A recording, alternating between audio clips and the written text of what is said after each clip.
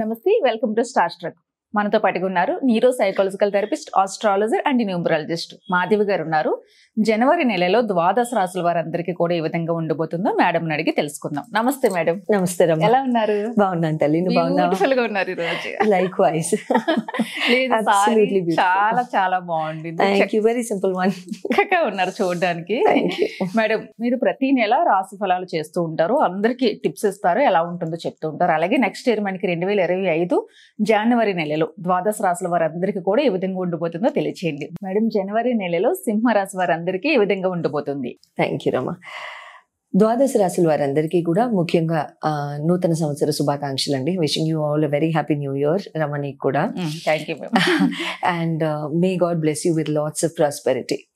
అయితే మనం చెప్పుకునే ఈ రాశి ఫలాలు అన్నీ కూడా గోచార రీత్యా మనకి సూచనలు, ఎలా మనం తీసుకోవలసిన జాగ్రత్తలు, మనం తీసుకోవలసిన హింట్స్ ని బట్టి మన లైఫ్ ని ఎంత చక్కగా ఫాస్ట్ గా మనం ముందుకు తీసుకెళ్లగలం అనేది ఈ గోచారీత్యా మనం చెప్పుకునే నెలసరి రాశి ఫలాలు అనమాట.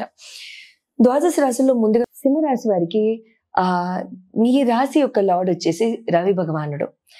అయితే మీకు నేను ఇచ్చే సూచన ఏంటంటే, మీరు గనక మిమ్మల్ని చేంజ్ చేసుకోలేకపోతే, తమరిని మార్చుకోలేకపోతే మీరు ఎవరిని బ్లేమ్ చేయలేరు. లైఫ్లో మీరే మారాలి, మార్పు మీలో రావాలి. మీలో మార్పు రాకపోతే ఎవరిని బ్లేమ్ చేసినా సరే వేస్ట్. ఖచ్చితంగా మీకు మా మాటలు ఈ నెలలో జ్ఞాపకం వస్తాయి. రవి భగవానుడు పంచమంలో, కుజుడు 12వ స్థానంలో, బుధ భగవానుడు కూడా పంచమంలో రవి భగవానుడితో పాటుగా జనవరి 4వ తారీఖు నుండి శుక్ర శనులు ఇద్దరు కూడా మీకు మంచి స్థానంలోనే ఉండడము, సప్తమ స్థానంలో ఉండడము, రాహు అష్టమంలో ఉండడము జరుగుతూ ఉంది. అయితే ఇక్కడ కేతు భగవానుడు మీకు 2వ స్థానంలో ఉన్నారు. చాలా నాళ్ళ నుంచి కేతు ఇక్కడే ఉన్నారు, రాహు కూడా అక్కడే ఉన్నారు, మే 18 వరకు అక్కడే ఉంటారు. అయితే మీకు ఫస్ట్ హౌస్ హెల్త్ అండ్ ఇమ్యూనిటీకి సంబంధించిన హౌస్ కాబట్టి మీ రాశి యొక్క లార్డ్ యొక్క స్థితిగతులు కనుక చూసుకున్నట్లయితే మీకు షష్టమానికి రవి బుధుడితో పాటు ఆఫ్ కోర్స్ మీకు బుధుడు ఇంకా పంచమంలోనే ఉంటారు, కానీ రవి మీకు జనవరి 14 తర్వాత షష్టమానికి వెళ్ళిపోతారు. పర్వాలేదు, ఇబ్బంది అంటూ ఏముండదు. కాకపోతే చిన్న అనారోగ్యం ఏదన్నా లోపల నుంచి మాకుంది, ఇది ఎప్పటి నుంచో బయటపడలేదు, లాంటివి బయటపడడానికి అవకాశాలు ఉంటాయి. అలాంటి సూచనలు గనక మీ శరీరం మీకు గనక ఇచ్చినట్లయితే అప్పుడు దయించి ప్లీజ్ సీక్ మెడికల్ హెల్ప్. డాక్టర్స్ని నమ్మండి, డాక్టర్స్ దగ్గరికి వెళ్ళండి, చాలా చక్కగా చూపించుకోండి. వాళ్ళు ఏదైనా టెస్ట్ రాస్తే చేయించుకోండి. ఎందుకంటే వాళ్ళు వైద్య శాస్త్రంలో వాళ్ళు నిపుణులు కాబట్టి, వాళ్ళ ఫీల్డ్లో వాళ్ళు ఎక్స్పర్ట్స్ కాబట్టి, సో వాళ్ళు ఏదైనా చెప్తే మీరు చాలా చక్కగా ఆ వ్యాధి నుండి మీరు బయటపడడానికి సంపూర్ణ అవకాశాలు ఇక్కడ ఉంటాయి. ఇక్కడ ఏమవుతుంది అని అంటే, చాలా తక్కువగా స్పైసీ ఫుడ్ తీసుకోండి. గ్యాస్ట్రిక్ ప్రాబ్లం వచ్చే వరకు భోజనం సేవించకుండా ఉండబోకండి. మీ టైంకి మీరు భోజనం చేసేసేయండి. లేదా గ్యాస్ట్రిక్ ప్రాబ్లం మీకు పొత్తి గడుపు నొప్పులు కానీ, రైట్ సైడ్ నొప్పులు కానీ ఇలాంటివి రావు, మీకు ఇక్కడ కొడుతుంది అనమాట, సెంటర్ ఆఫ్ ద చెస్ట్లో కొడుతుంది, మళ్ళీ వెన్నుపూసలో వెనకాతల సెంటర్లో కొడుతుంది.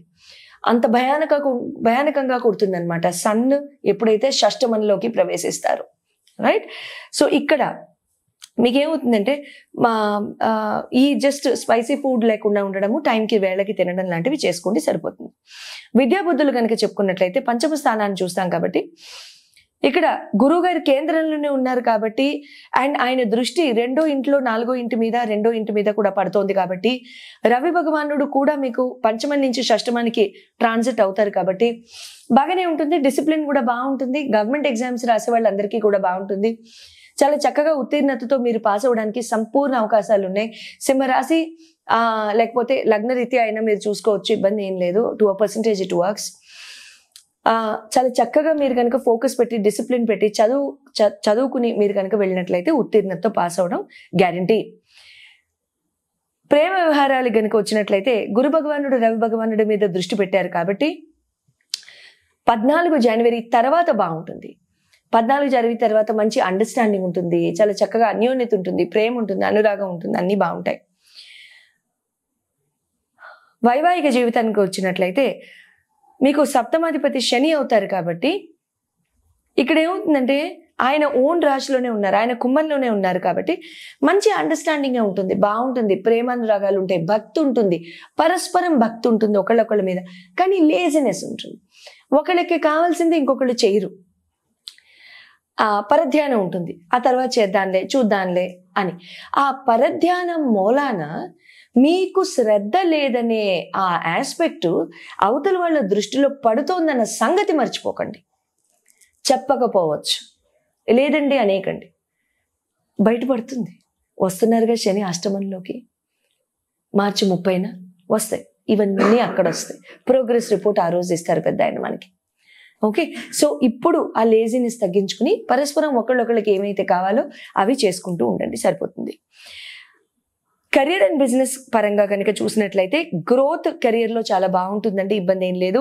నవమ స్థానం మీకు కుజ భగవానుడిది కాబట్టి మీకు కుజ భగవానుడు కూడా మీకు 12వ స్థానంలో ఉన్నారు కాబట్టి ఇక్కడ ఏమవుతుందంటే డెసిషన్స్ ఏమి మేజర్గా పెద్దగా తీసుకోకండి. జనవరి 21 వరకు, కనీసం 21, 22 వరకు ఏమీ తీసుకోవద్దు. ఏ డెసిషన్స్ తీసుకోవాలన్నా కెరియర్ మారుదాం, డొమైన్ మారుదాం, ఫంక్షనాలిటీ మారుదాం, జాబ్లో ఇంకొక స్కిల్ యాడ్ చేసుకుందాం, దీనికి ఫీజు కట్టేద్దాం, దీనికి 3 లక్షలట. 21 జనవరి తర్వాత అసలు సంగతి తెలుస్తుంది మనం చేయగలమా లేదా అని. అప్పుడు వెళ్ళి వృధా చేద్దాం ఆ డబ్బంతాను, అప్పుడు చేద్దాం. 21 జనవరి వరకు వద్దు. ముఖ్యంగా మేషం వాళ్ళకి, వృశ్చికం వాళ్ళకి నేను ఎలా అయితే చెప్పానో అలాగే మీకు కూడా అదే చెప్తున్నాను. 21 జనవరి వరకు బుర్రలు పనిచేయవు.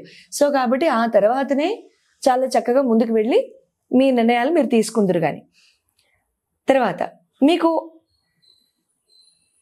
శుక్ర భగవానుడు కూడా మీకు మంచి పొజిషన్లోనే ఉన్నారు కాబట్టి ఇదివరలో ఉన్న ఫియర్స్ కానీ, యాంగ్జైటీస్ కానీ, భయాలు కానీ, ఏదైనా మాట్లాడదామన్నా, ఎవరినైనా అప్రోచ్ అవుదామన్నా, ఎవరినైనా రెఫరెన్స్ తీసుకుందామన్నా ఆ భయాలు, ఆ భ్రాంతులు అవన్నీ కూడా తొలగిపోతాయి.